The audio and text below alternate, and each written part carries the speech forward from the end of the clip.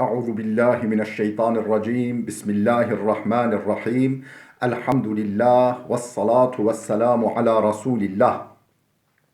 Değerli arkadaşlar, Farsça gramer dersimizin 44.sünü yapmak üzere birlikteyiz. Geçen dersimizde merhum Ahmet Cevad'ın Lisan-ı Farsi adlı eserinden 125. sayfasına gelmiştik. 125. sayfaya gelmiştik bu eserden. Konu başlığımız ne? Temrin 38. Temrin 38. 38. temrin. Ne istiyor bu temrin alıştırma bizden? Diyor ki Türkçe tercüme ediniz. Bir parça vermiş. O parçayı Türkçe tercüme etmemizi istiyor. Hikaye. Bu bir hikaye. Okuyacağız Farsça. Onu Türkçemize tercüme edeceğiz.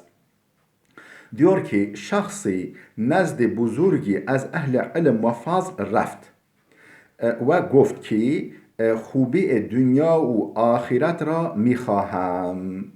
Şahsi bir şahıs, bir kişi. Nezd buzurgi az ehli ilim ve faz, ehli ilim ve fazilet, yani ilim ve erdem ehlinden bir büyük zatın nezdine, yanına gitti, raft gitti. Ve گفت ki, ve ona dedi ki خوبی dünya و ahiret را میخواهم. Hubi yani iyilik, güzellik. Dünya ve ahiret iyiliğini istiyorum, öğrenmek istiyorum. Ne? Dünya ve ahiret iyiliği nedir? Onu öğrenmek istiyorum diye sordu ona.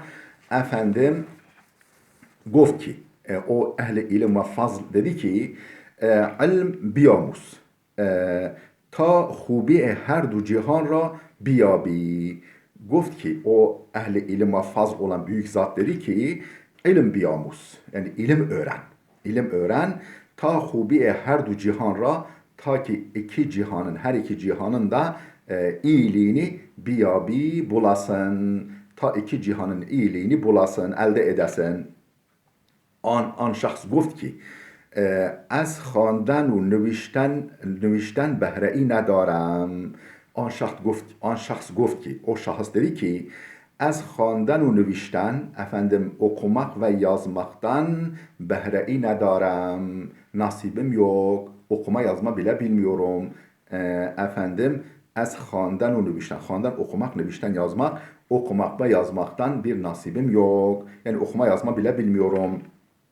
از آن سبب در تحصیل علم عاجز و از تعلم محروم هستم.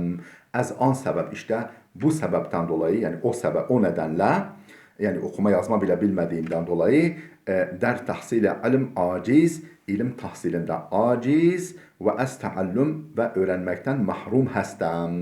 Mahrumum, yani ilim öğrenmekten, taallum, yani ilim tahsilinden ve taallum, yani o da öğrenimden mahrumum. Ne yapayım, yani ben nasıl ilim öğreneyim ki dünya ve ahiret iyiliğini elde edeyim? Yolu ne? Yani ben bu durumdayım. An buzurg müddeti 2 sal به تعلیم و تربیت o müteveccih geçt. Ne diyor? An buzurg, o büyük zat, müddeti 2 sal, 2 yıl müddetince به تعلیم و terbiyeti o, onun eğitim ve öğretimine müteveccih geçt, yöneldi. O adamın ilim irşat isteyen, o adamın eğitim öğrenim almak isteyen, o adamın eğitim ve öğretimine müteveccih olduğu, yani onunla ilgilendiği ciddi manada, yani ne diyor, işte müteveccih olduğu, himmet etti diye tercüme etmiş kitabımız. Ta angeh veyra der خواندن و نوشتن دانا ساخت ve cehalete ura به اخلاق و خرد مبدل گردانید. Ta angeh, yani öyle bir noktaya kadar ki veyra, onu der خواندن و نوشتن دانا ساخت, onu okuma yazmayı bilir kıldı. O okuma yazmayı bilir hale getirdi. Ve cehalete ura, onun cehaletini, yani kabalığını, yontulmamışlığını, nezaketsizliğini be ahlak ve khirad, ahlak ve akıl ile mübeddel gerdanid, ahlak ve akılla değiştirdi. Onu o cehaletini, cehalet sadece bilgisizlik değil, cahil adam aynı zamanda kaba saba olur. Yol yordan bilmez, nezaket bilmez. Efendim buna dönüştürdü. Efendim onun cehaleti uğra be ahlak ve ahiret mübeddel gerdani tebdil etti, dönüştürdü. Efendim ahlak ve akılla dönüştürdü. پس آن شخص چون لذتی از علم یافت به استکمال آن رغبت نمود تا آنگه از برکت علم و تربیت به اندک زمان خوبی دنیا و آخرت نصیب او شد و به مراد دل خود رسید. پس آن شخص efendim derken o şahıs çun lezzet az ilim yaft, efendim ilimden lezzet alınca, ilimden lezzet aldığı için, yani şimdi okuma yazma öğrendi ya, efendim ilimden okumaktan lezzet aldığı için istikmale an rağbet numud, onu her geçen gün biraz daha kemale erdirmeye rağbet gösterdi. Yani ilmini artırmaya her geçen gün biraz daha rağbet gösterdi. Ta angah öyle bir noktaya kadar ki, öyle bir ana kadar ki az bereketi ilmu terbiyet, efendim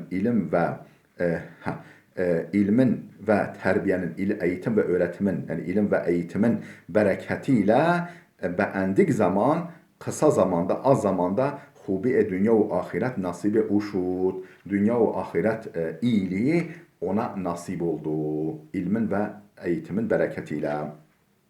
Ve ben murad dile hud resid ve gönlünün muradına ulaştı. Gönlünün muradına erdi. Her ki cehd-u sa'i der tahsil ilim numayet, faide her du cihan ra miyabet. Ne kadar güzel bir atasözü gibi bir cümle. Gerçekten hikmetli bir cümle.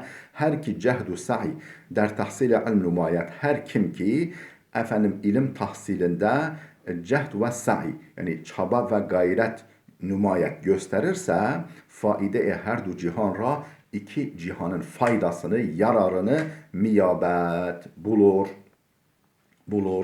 Hususan ki az eyyam tıfli به جستجوی آن مشغول شود تا نتیجه آن زودتر efendim bedu resat, yani bedu yani be'u resat anlamında. Hususan ki özellikle de az eyyame tıfli, çocukluk günlerinden itibaren, tıfıllık, çocukluk, yani küçük yaştan itibaren be custucuye an, yani onun tahsiliyle, yani custucu, yani aramak, efendim talep etmek, ilim, irfan talep etmek için meşgul şevet, yani onu tahsil, ilmin ve irfanın tahsiliyle meşgul olursa ta neticeye an, ta ki onun neticesi zutter bedu rese, ta ki onun sonucu daha erken gelsin, onun eline geçsin. O bu eğitim öğretiminin güzel meyvelerini daha erken dersin. Yani ekinini erken ekersen, efendim sebzeni, meyveni tabi soğuklar zamanda değil, yani biraz erken davranırsan konu komşuya göre veya sera altı, değil mi? Hani efendim sera altı, örtü altı yaparsan efendim daha erken ürün elde edersin. Yani bizim seramız ne değerli dostlar? Hanemiz, evimiz. Şimdi biz de çocuklarımız, yani bizim evimiz küçük bir seramızdır.